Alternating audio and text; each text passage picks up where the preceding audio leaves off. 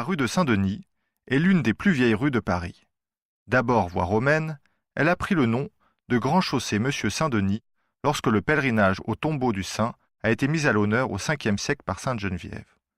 Saint-Denis a été le premier évêque de Paris, mort en martyr vers 258. Il fut, avec ses compagnons saint Éleuthère et saint Rustique, parmi les premiers évangélisateurs de Paris.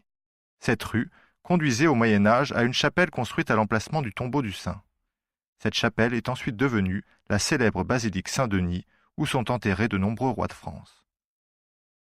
C'est véritablement au XIIe siècle que la rue Saint-Denis est devenue l'axe nord-sud majeur de la rive droite, au détriment de l'antique rue Saint-Martin.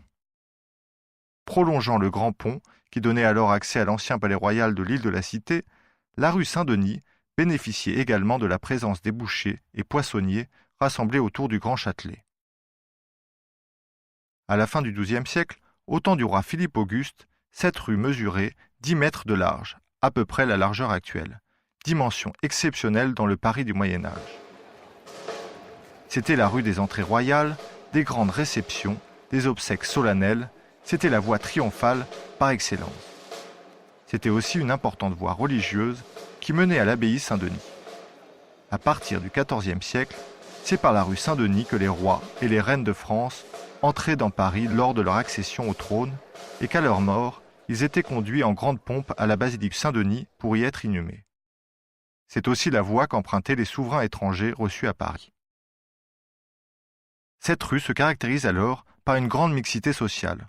On trouvait d'ailleurs, aux abords de cette voie prestigieuse, des quartiers, des rues réputées dangereux et malfamées, comme en témoigne la rue toute proche de la Grande Truanderie, qui porte ce nom probablement depuis le XIIIe siècle. La journée, une foule grouillante envahit la rue Saint-Denis. Les paysans des environs apportent leurs récoltes pour la vente. On y trouve des produits variés, amenés par bateau, déchargés au port du Châtelet ou au port de Grève. Les marchands étalent leurs marchandises sur la chaussée et les vendeurs ambulants annoncent leurs produits par des cris. Il y a les mendiants, attirés par de nombreux établissements religieux, les estropiés et les aveugles. Il y a aussi les charlatans, ancêtres de nos joueurs de bonneteau, appâtés par la foule et la cohue. De chaque côté de la chaussée, ils attirent les badauds par leur boniment, leur vente de fausses reliques, des drogues miraculeuses ou leur soustraient discrètement la bourse. Les boutiques des commerçants rétrécissent la rue par leur étalage. Car au Moyen Âge, les clients ne pénètrent pas dans les boutiques. Celles-ci sont occupées par les artisans au travail. Les produits sont fabriqués sur place et présentés à l'extérieur par un système de double vantaux, l'un servant d'étal sur lequel on pose la marchandise, l'autre servant d'auvent, protégeant les marchandises de la pluie. La rue commerçante présente ainsi un aspect de marché permanent. Parfois, la foule s'assemble autour du crieur public. Les crieurs sont des personnages officiels créés par Philippe Auguste.